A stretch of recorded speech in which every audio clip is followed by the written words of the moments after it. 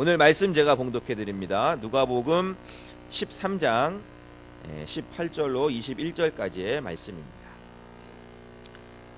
그러므로 가라사대 하나님의 나라가 무엇과 같을꼬 내가 무엇으로 비할꼬 마치 사람이 자기 채전에 갖다 심은 겨자씨 한 알 같으니 자라 나무가 되어 공중의 새들이 그 가지에 깃들였느니라.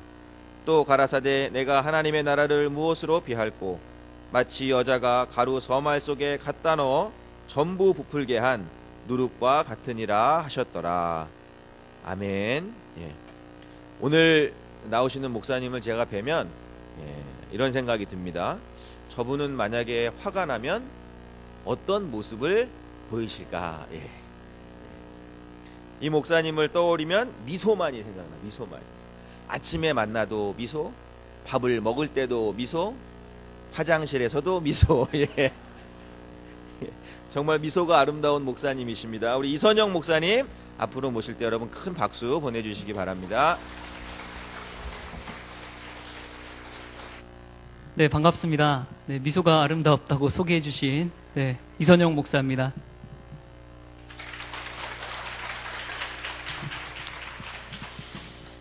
네, 어머니 기도회 강사 연락을 받고 참 많이 부담이 되기도 하고 무슨 말씀을 해드려야 되나 하는 생각을 많이 했습니다. 우리 어머니들에게 무슨 말씀을 해드려야 되나 고민했는데 묵상하다 보니까 어머니라는 이름을 대신한다면은 희생이라는 단어가 아닐까 하는 생각을 해봤어요. 우리 어머니들의 삶을 희생해서 아이들을 키우는 그 모습, 그게 또한 사랑인 것 같습니다. 그래서 이 시간에 저희 라이브 카페식으로 제가 여러분 편하게 또 차도 마시시면서 노래와 함께 저의 삶을 함께 나누는 시간이 되었으면 좋겠습니다. 네, 그래도 괜찮으시죠? 네. 네, 안 돼도 상관없습니다. 준비된 게 이거밖에 없기 때문에 무조건 해야 됩니다. 네, 저는 이제 농부의 아들로 태어났습니다. 전남 강진이 고향이고요. 그곳에서 2남 3녀 중에 막내로 태어났어요. 이제 막내로 태어나다 보니까 여러 가지 우여곡절을 많이 겪게 됩니다. 막내로 태어나신 분들은 아실 거예요. 이제 위에 형 누나들에게 치여서 갖은 심부름을 다 하고 귀찮은 일들은 도맡아서 해왔습니다. 어렸을 적 기억을 한번 떠올려 보면 이제 저희 집이 가난해서 그랬는지 몰라도 TV 나올 때 혹시 밖에 안테나 이렇게 세워진 거 혹시 기억나세요? 네, 그래서 안테나를 돌려야지만이 채널이 잘 맞는 그런 TV를 보는 시절이 있었습니다. 근데 이제 비가 오거나 눈이 오면은 밖에 나가기가 싫잖아요. 그때 항상 막내인 저를 우리 형이 시켜서 밖에서 이렇게 안테나를 맞추곤 했습니다. 심부름을 갈 때도 항상 막내인 저를 시켰어요. 하지만 항상 늘 저의 보호막이 되어주신 분이 있다면 어머니밖에 없었던 것 같습니다. 네, 어머니가 참 감사하고 어머니를 떠올릴 때마다 마음속에 참 큰 기쁨이 있어요. 그리고 어머니에게 다하지 못한 그 사랑이 이 마음속에 한결같이 남아있는 것 같습니다. 저는 참 어렸을 적에 자유롭게 살았습니다. 시골에서 자라서 그랬는지 할머니 밑에서 자라서 그랬는지 몰라도 자연과 벗삼아서 많은 생활을 보냈어요. 국민학교 다닐 때 철 따라서 여름에는 바다에 가서 수영하고 놀고 오고, 그리고 가을에는 산에 가서 밤도 따고 여러 가지 열매, 산딸기도 따먹고 칡도 캐고 막 여러 가지 이야기를 하면서 아이들과 신나게 놀았습니다. 공부에 대해서 염려해 본 적이 거의 없어요. 저희 어머니도 공부에 대해서 이렇게 압박하거나 스트레스를 준 적이 거의 없습니다. 왜냐하면 어머니 나름대로 이제 일하시느라 너무 바빴기 때문이에요. 저희 부모님은요, 참 부지런하게 사셨던 것 같아요.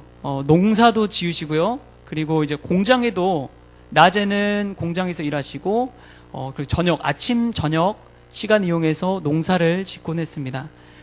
그래서 자연스럽게 우리도 농사꾼의 자녀들로 이렇게 자라나게 됐는데, 국민학교 다닐 때는 참 저는 저희 아버지가 좀 사실 부끄러웠어요. 왜냐하면 농사 짓다 보면은 흙이 묻은 모습, 새까맣게 타신 모습을 가지고 항상 이렇게 오토바이를 타고 오실 때 저는 친구들과 함께 가다가도 그런 아버지를 저기 멀리서 보이면은 숨어서 다른 길로 가거나 하던 때가 있었습니다.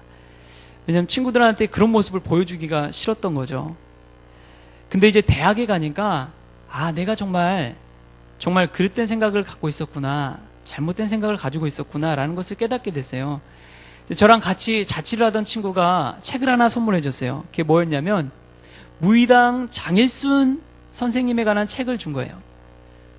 나락 하늘 속의 우주란 그 책을 썼고요. 그리고 좁쌀 하늘이란 책이 있습니다. 그래서 장일순 선생님이 쓰신 책을 보면서 이게 생각이 바뀌는 거예요. 그 장일순 선생님이 하신 이야기가 뭐냐면 이 나락 하늘 속에서 우주를 발견할 수가 있다는 거예요.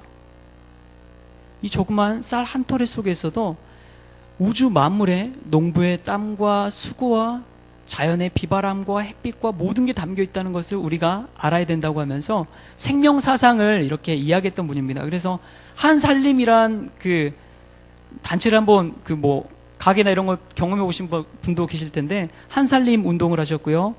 그리고 20대 초반에 이분이 좀 나신 분인 것 같아요. 20대 초반에 그 알버트 아인슈타인 박사한테 편지를 썼어요.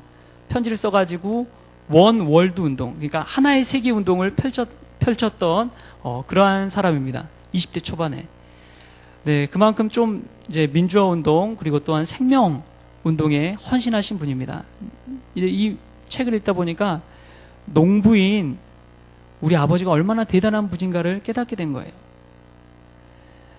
여러분, 도시 문화와 농촌 문화가 있어요. 도시 문화는요, 소비형 문화예요. 소비형 문화. 하지만 농촌 문화는 창조형 문화입니다. 무언가를 항상 생산해내는 곳이 농촌이라면 도시는 무한정 소비하는 곳이라고 보시면 됩니다. 네, 어떻게 대단할까요? 창조하는 게 더 대단하다는 것이죠. 그러한 이야기를 제 이야기가 아니라 장일순 선생님이 그렇게 이야기하시더라고요. 근데 이 내용을 노래로서 한 사람이 있습니다. 홍순관 씨가 이 사상을 이 쌀에 관련해서 우주를 담았다는 이 이야기를 노래로 했는데요. 그 노래를 함께 한번 나눠보고 싶습니다. 네, 쌀 한 톨의 무게라는 노래인데요. 네, 잘 못하시더라도, 잘 못해도 여러분 큰 격려 박수 나중에 부탁드립니다. 네.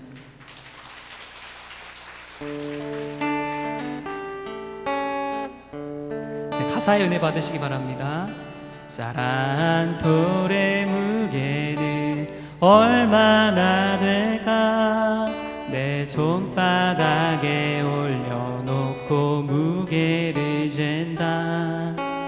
바람과 천둥과 비와 햇살과 외로운 별빛도 그 안에 숨었네.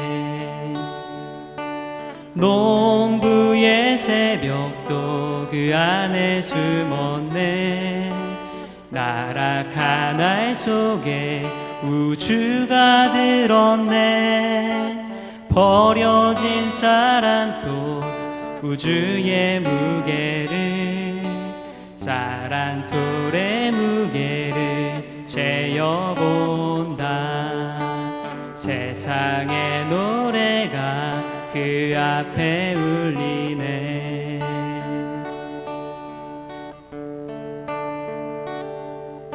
쌀 한 톨의 무게는 얼마나 될까? 내 손바닥에 올려놓고 무게를 잰다. 바람과 천둥과 비와 햇살과 외로운 별빛도 그 안에 숨었네. 농부의 새벽도 그 안에 숨었네. 타락한 알 속에 우주가 들었네. 버려진 쌀 한 톨 우주의 무게를, 쌀 한 톨의 무게를 재어본다. 세상의 노래가 그 앞에 울리네.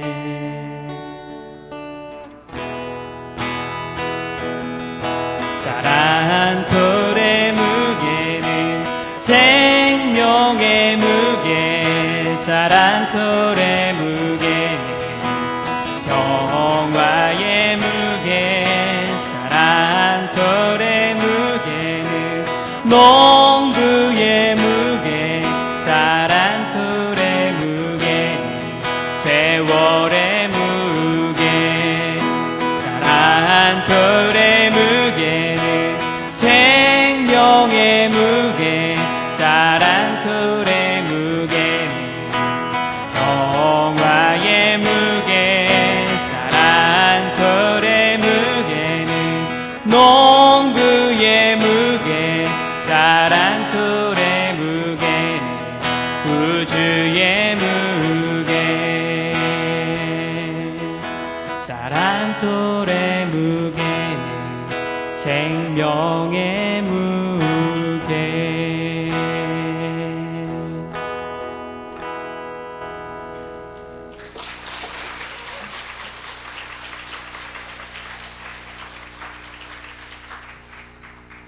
네, 이제 밥 먹을 때 쌀 한 톨도 아껴서 드실 것 같습니다. 네, 저는 이제 초등학교 때 반에서 늘 1, 2등을 했어요. 네, 안 믿으시는 것 같네요. 네. 네, 성적순이 아니라 키순으로 1, 2등 했습니다. 그래서 초등학교 때 늘 앞자리에 앉았고 우리 번호를 꼭 주더라도 앞번호를 이렇게 따서 했습니다. 근데 참 감사해요. 초등학교 그 시절에도 여러분들은 지금 이제 초등학교인 자녀들도 있을 텐데 얼마나 많은 학원을 또 보내고 아이들에게 바쁘게 이렇게 일거리를 주시는지 모르겠지만 저는 참 자유한 삶을 살았다는 게 부모님께 그리고 하나님께 참 감사를 해드립니다. 인생을 살다 보면 뒤바뀔 때가 있어요. 완전 뒤집어진다고 그러죠. 인생이 뒤집어지는 그런 경험이 있는데 저는 이제 예수님 만나면서 교회 다니면서 인생이 완전 바뀌었습니다. 제가 이제 중학교 3학년 때 처음으로 이제 교회에 다니기 시작했어요. 그 전에 이제 교회 가긴 했죠. 크리스마스 때, 부활절 때 이렇게 선물 줄 때 한 번씩 가고 중3 때부터 이제 교회를 이렇게 열심히 다니기 시작했습니다. 근데 그 전에는 우리가 정말 편하게 자유롭게 살잖아요. 우리 한번 예전 생각을 떠올리면서 우리 함께 노래 불렀으면 좋겠는데요. 다 아는 노래입니다. 이번에는 같이 부를 때 우리 박수 치면서 함께 불러봤으면 좋겠습니다. 우리 영가 아시죠?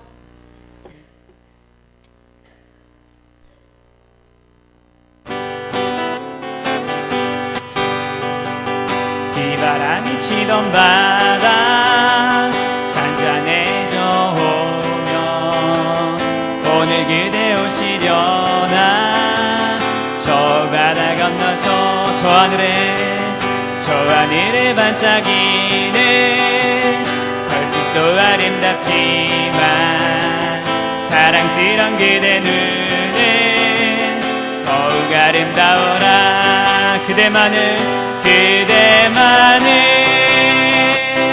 기다리리.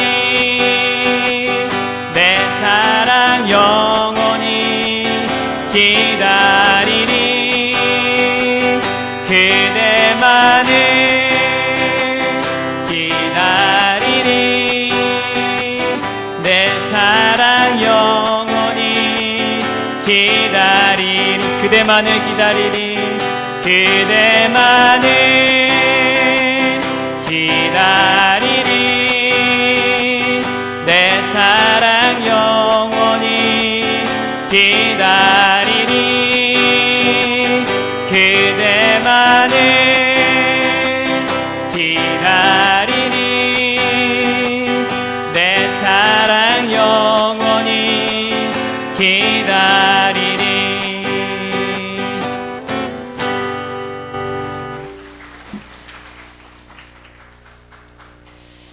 네, 옛날 생각나시죠?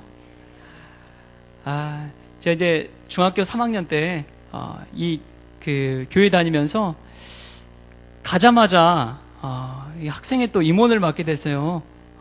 저희 그때 한 60명 정도가 교회 학생회 회원으로 있었는데 그 중에 사람이 없었는지 제가 인물이 좀 났는지 몰라도 네, 고등학교 1학년 때 부회장을 시켜주더라고요.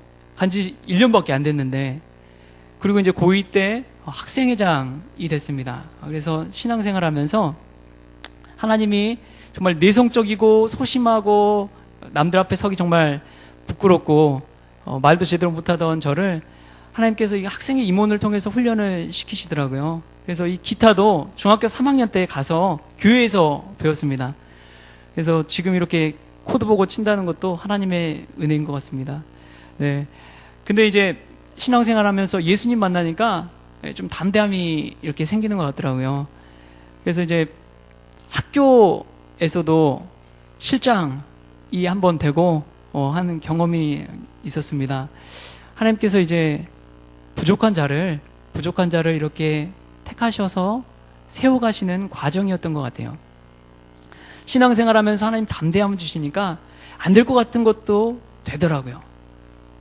정말 안 될 것 같은 것도 되더라고요. 근데 물론 안 되는 것도 있었습니다. 연애가 참 안 되더라고요. 네, 학생 시절에 한 번도 연애 못 해보고 네, 그 아름다운 시기를, 청춘 시기를 보냈었습니다. 근데 이제 믿음 생활하면서 꿈을 꾸기 시작했어요. 무슨 꿈을 꿨냐면 사실은 저희 장성민 전사님처럼 찬양 사역자를 꿈꿨습니다. 제가 아가페 찬양 선교단 그 사역을 하면서 기타도 치면서 뭐 솔로도 해보고 뭐 랩도 해보고 막 여러 가지 많이 해봤는데 그러면서 하나님을 위한 일을 해봐야겠다라는 생각을 했어요. 그 일이 있기까지는 좋은 사람을 만났기 때문에 가능했습니다. 저를 지도하던 윤흥현 목사님이라는 분이 계세요. 지금 해남에서 이제 목회하고 계신데 그분의 모습 속에서 사람이 어떻게 저렇게 행복할 수 있을까? 그 전도사님 한 분의 모습 속에서 나도 저런 행복한 삶을 살아야겠다 라는 꿈을 꾸기 시작한 거예요. 그래서 이제 제가 신학과에도 들어가게 됐습니다. 신학과에 들어간다는 것은 이게 이 기적이에요. 왜냐하면 저희 부모님이 믿음 생활 안 했거든요. 그래서 제가 신학교 간다고 하니까 저희 그 윤흥현 목사님도 놀래시고 담임 목사님도 놀래시고 저희 부모님은 더 놀래시고 네 했던 기억이 납니다. 하지만 예수님 믿으니까 이 삶이 바뀌는 거예요. 노래도 바뀌어요. 우리가 연가를 불렀는데 연가가 이렇게 바뀌더라고요.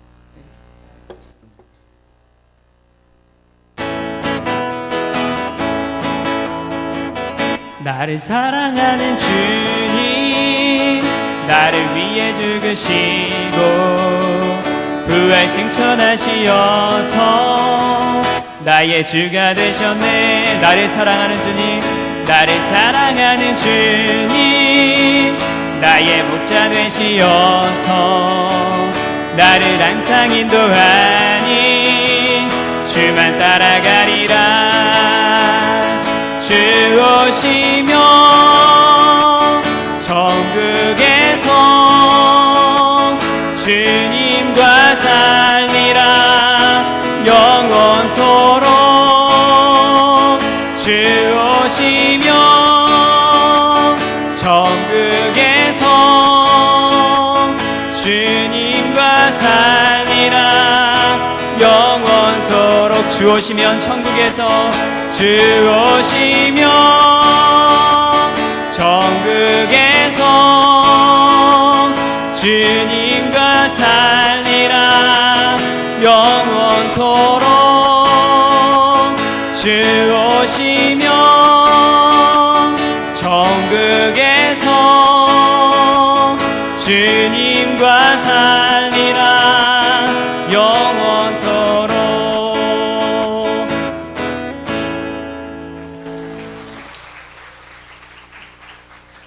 네, 오늘 이 시간 처음 교회에 오신 분이 있다면 이렇게 영가에서 나를 사랑하는 주님으로 이런 고백으로 변화될 수 있기를 소망합니다. 네, 고3 때 제가 이제 비전을 품기 시작했는데요. 고3 때는 다 이제 주일에도 일요일에도 다 이 자율학습을 했어요. 무조건 강제적으로 다 나와서 자율학습을 해야 되는 의무가 있었습니다. 근데 이제 방학에도 주일에도 저는 담임 선생님께 말씀드렸어요. 저는 주일을 꼭 지키겠다고 말씀드리고 예배를 항상 드리고 그리고 학교에 오후에 갔습니다. 근데 다른 친구들이 부러워하더라고요. 네, 늦게 온다고 부러워했는데 저는 참 감사했어요. 이 수능 시험 지금 이제 얼마 남지 않았는데 수능 시험을 준비하면서도 저는 얼마나 큰 은혜를 많이 받았는지 모릅니다. 시험을 잘 봐서가 아니에요. 그 시기에 남들은 다 공부하고 막 하는 시기에도 하나님 앞에 나아간다는 것 자체가 큰 기쁨이었어요. 밤 11시에 그 야간 자율학습이 끝나는데 야자 끝나면은 저는 이제 자전거를 타고 항상 저희 이제 교회에 들렸어요. 제가 다니는 교회에 밤늦게 가서 혼자 이 기타 치면서 찬양하고 기도하고 말씀 읽고 하는 시간을 가졌습니다. 그때가 참 스트레스 많이 받을 때였어요. 왜냐하면 공부를 해도 실력이 안 오르니까요. 점수가 잘 안 나오고. 그럼에도 불구하고 그 주님의 전에 딱 나가니까 하나님 평안을 주시더라고요. 한 분만 아멘 하시네요. 네, 주님께서 평안을 주시더라고요. 네, 우리 자녀들도 주님 안에서 참된 평화를 누렸으면 좋겠습니다. 시험이 다가 아니에요. 시험이 다가 아니에요. 제가 성적을 그렇게 잘 맞은 건 아니지만 그 수능 시험 성적보다 더 하나님은 큰 거를 저에게 주셨습니다. 그게 믿음이에요. 믿음의 길을 걷도록 인도해 주시는 것. 그러기 위해선 무엇보다도 내 스스로가 믿음 안에 서는 게 중요하더라고요. 이것은 우리 자녀들에게 해당되는 이야기라고 생각합니다. 무슨 말이냐면 여러분들의 부모님이 원하는 비전을 아이들에게 심어주기보다 아이들 스스로가 꿈과 비전을 발견할 수 있도록 도와주셔야 돼요. 의사가 되고 변호사가 되고 이런 이야기를 법대 가고 뭐 이런 이야기를 강요하기보다는 아이들 스스로가 원하는 게 무엇인지 그 꿈과 비전을 발견할 수 있도록 해주는 게 너무 중요합니다. 그럼요, 아이들이 달라져요. 하지 말라고 해도 그 일을 하게 돼 있습니다. 그 꿈을 위해서 준비하는 거예요. 왜냐하면 자기가 하고 싶으니까. 누가 시켜서 하는 게 아니라 정말 내가 하고 싶은 것, 내가 원하는 것, 내가 기쁜 것, 내가 행복한 것, 그것을 발견하게 되면요, 하지 말라고 해도 아이들은 하게 돼 있습니다. 공부하게 돼 있어요. 왜냐하면 자기가 원하는 꿈을 이루기 위해서요.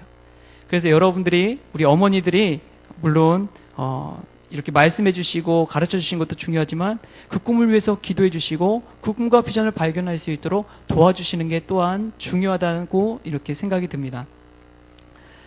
네, 저는 평생에 이제 꿈을 꾸고 있는데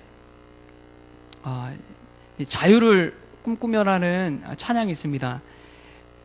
이 곡을 제가 예전에 있던 교회에서도 우리 학생들에게 꿈과 비전을 이야기하면서 들려줬던 찬양인데 함께 들으시면서 은혜 나눴으면 좋겠습니다.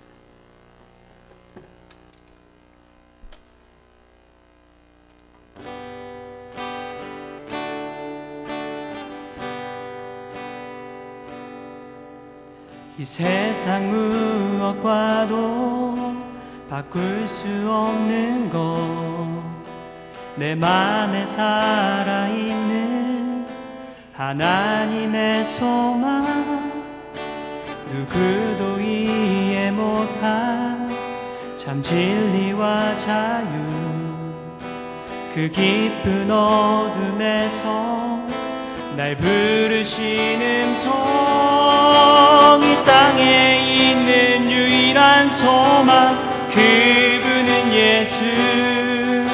누구라도 만나야만 할 살아있는 진리, 그 능력의 비단에 나 항상 거하리. 하나님의 자유를 꿈꾸며 이 세상 무엇과도 바꿀 수 없는 것, 내 맘에 살아있는 하나님의 소망, 누구도 이해 못할 참 진리와 자유, 그 깊은 어둠에서 날 부르시는 성, 이 땅에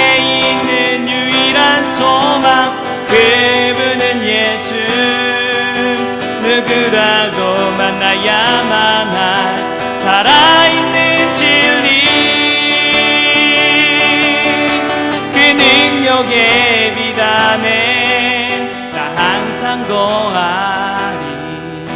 하나님의 자유를 꿈꾸며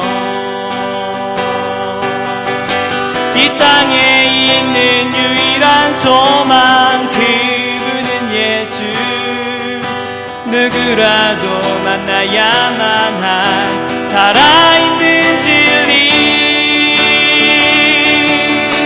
그 능력의 비단에 나 항상 거하리.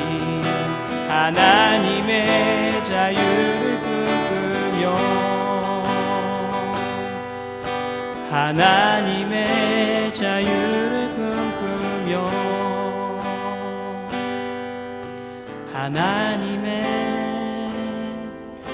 자유를 꿈꾸며.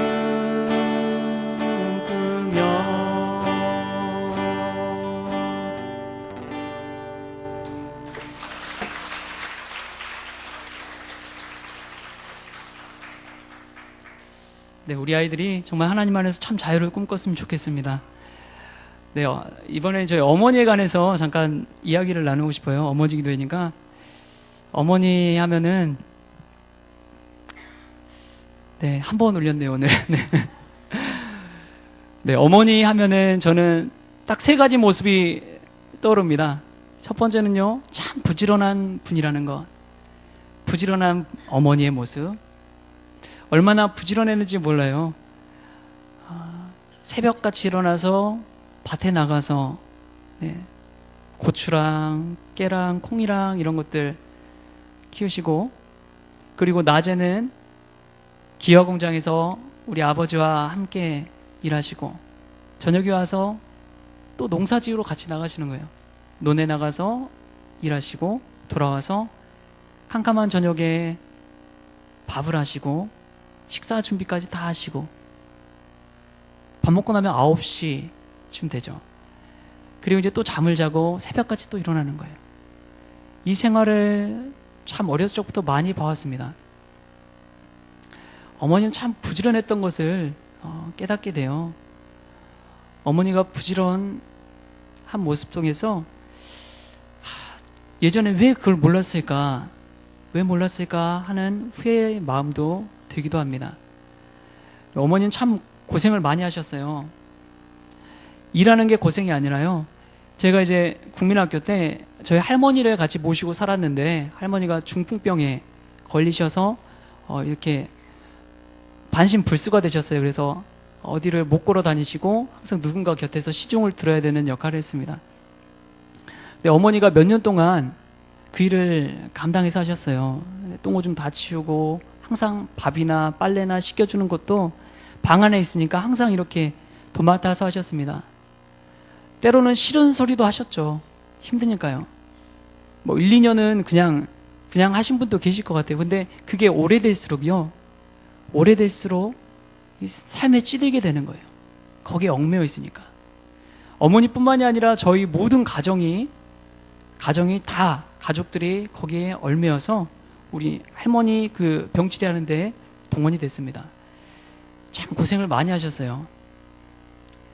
근데 참 놀라운 것은요, 할머니가 돌아가셨어요. 제가 국민학교 5학년 때쯤 돌아가셨는데, 그때 어머니가 하신 그 고백을 보고 참 눈물이 났습니다. 할머니가 돌아가셨는데, 저는 이제 제 생각에는 어린 마음에 이제 할머니 돌아가셨으니까 편하게 생활하시겠다라는 마음이 들었는데, 어머니가 이렇게 통곡을 하시면서 막 우시면서 그러시는 거예요. 어머니 죄송합니다. 살아계셨을 때 더 잘해드려야 됐는데 못해드려서 죄송합니다.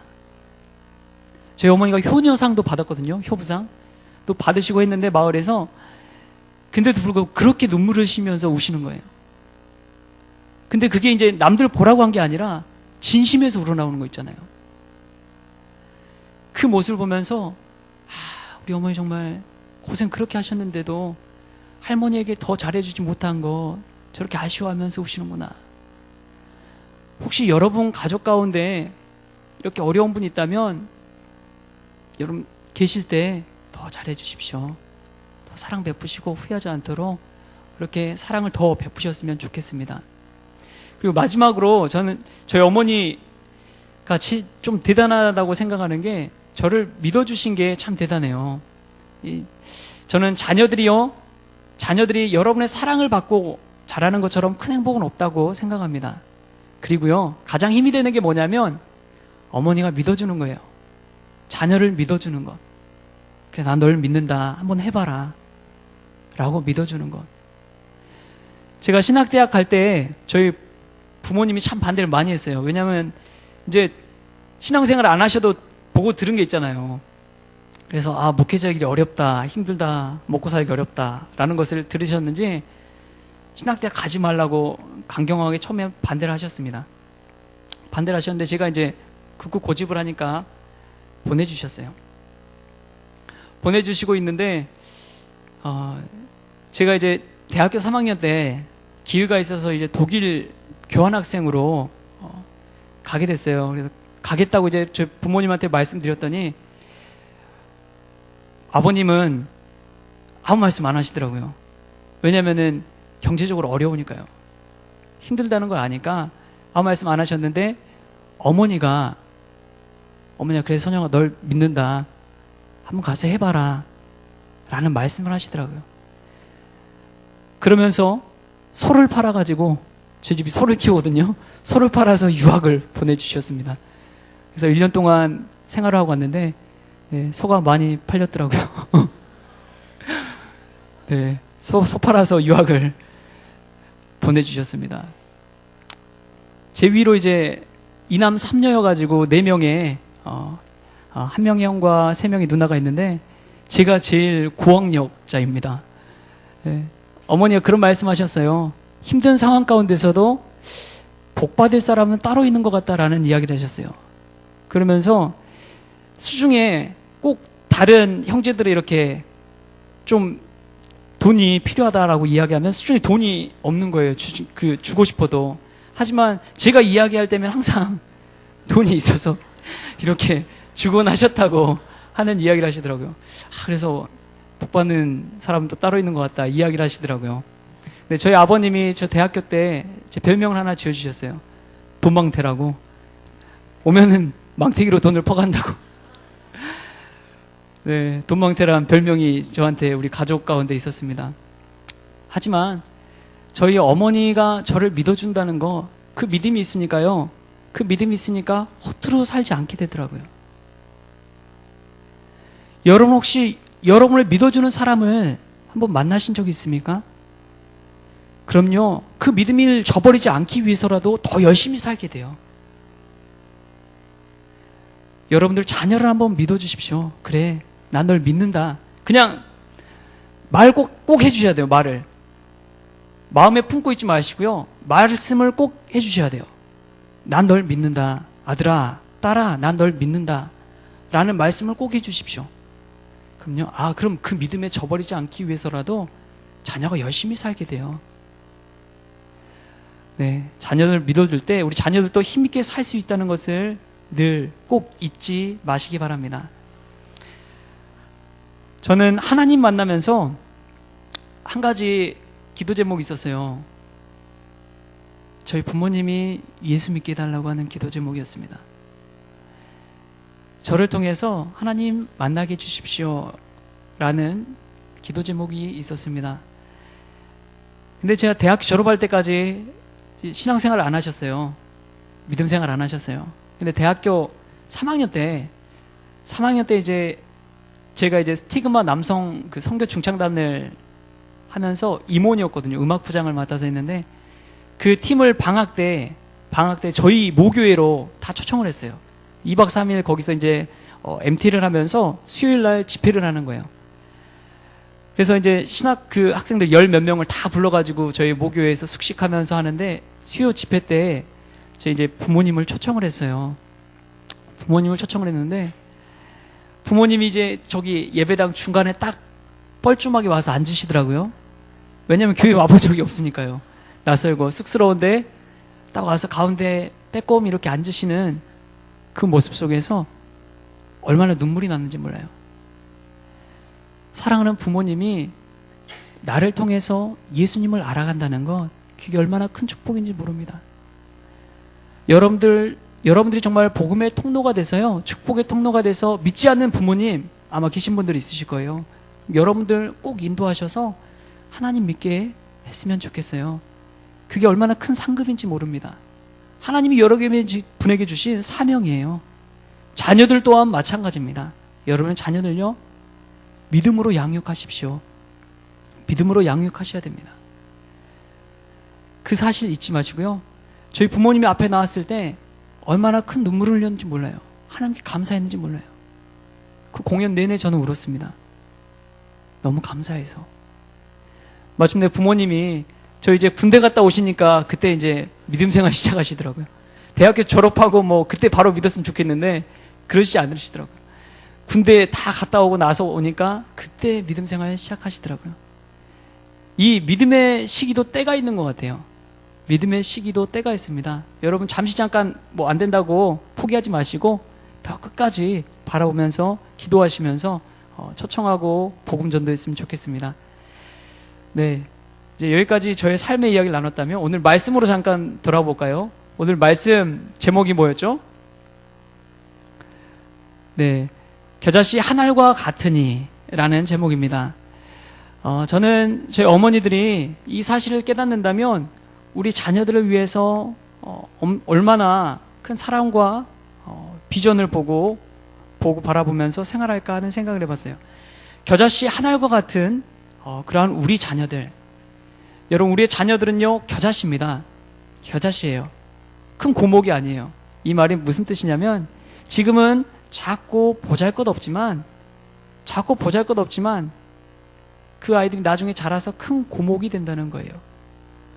여러분 겨자씨를 보지 마시고요, 겨자씨를 통해서 자라날 그 고목을 보십시오.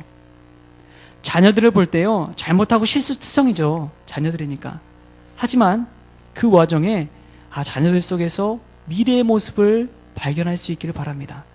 그게 천국이에요. 하나님 나라예요. 눈에 보이는 것에만 집착해서 본다면 나무라고 화나고 열받지만, 하지만 그 안에서 큰 고목이 되고 부풀려진 빵과 같은 그러한 삶의 우리 자녀들의 모습을 본다면 여러분의 가정에 하나님의 나라가 이루어질 줄 믿습니다. 우리 어머니들이 그 사실을 기억하시면서 우리 자녀들에게 사랑을 베풀어 주시고 사랑을 나누어 줬으면 좋겠습니다. 네, 저는 우리 어머니들이 기도를 통해서 그 사랑을 실천할 수 있다고 생각을 해요. 우리 자녀들에게 이렇게 스트레스 주기보다 우리 자녀들의 사랑으로 나눔을 통해서, 사랑을 베품을 통해서 그 사랑을 함께 나눠갔으면 좋겠습니다. 인간적인 사랑이 아니라요, 우리의 사랑으로는 우리 자녀들을 사랑할 수 없어요. 우리 예수님의 사랑, 그 주님의 사랑으로 사랑을 나누면서 살았으면 좋겠습니다. 이제 마지막 곡인데요. 네, 마지막 곡 우리 함께 부르시면서 은혜 나눴으면 좋겠습니다.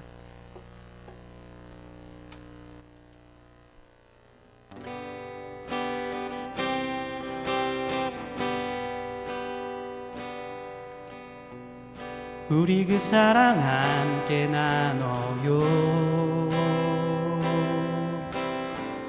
우릴 위하여 베푸신 그 사랑을, 주님 우리를 사랑했듯이 우리 그 사랑 함께 나눠요. 우리 그 사랑 함께 나눠요. 사랑이 필요한 모든 사람들과 우리 그 사랑 함께 할 때에 세상엔 평화가 넘치겠죠. 세상의 모든 어려움 우리를 시험하여도 주님 계신 곳 바라보며 우리 모두 기쁨으로 함께 나눠요. 우릴 구원하신 그 사랑 우리 모두 나눠요.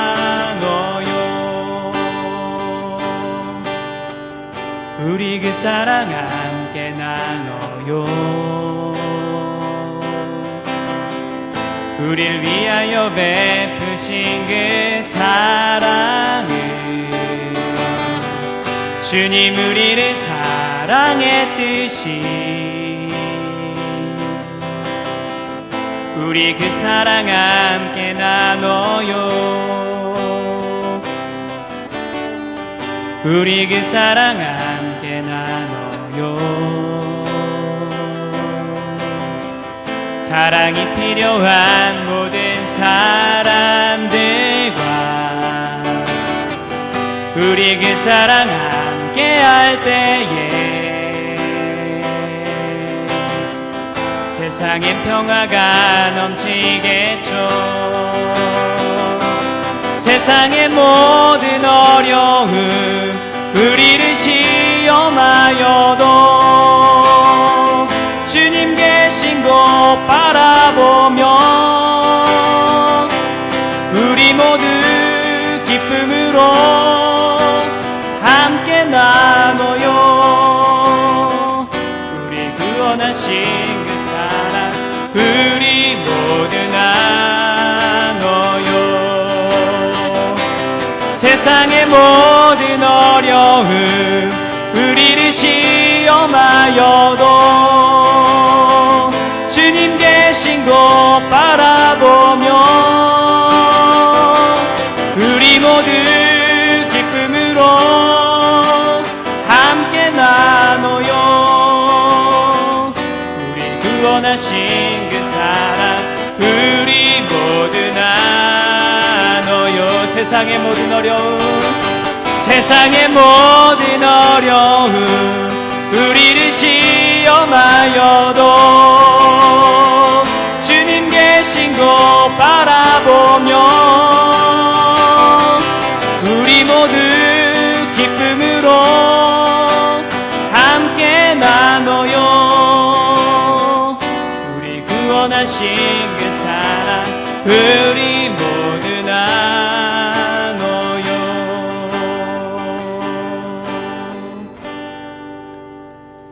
네, 아멘.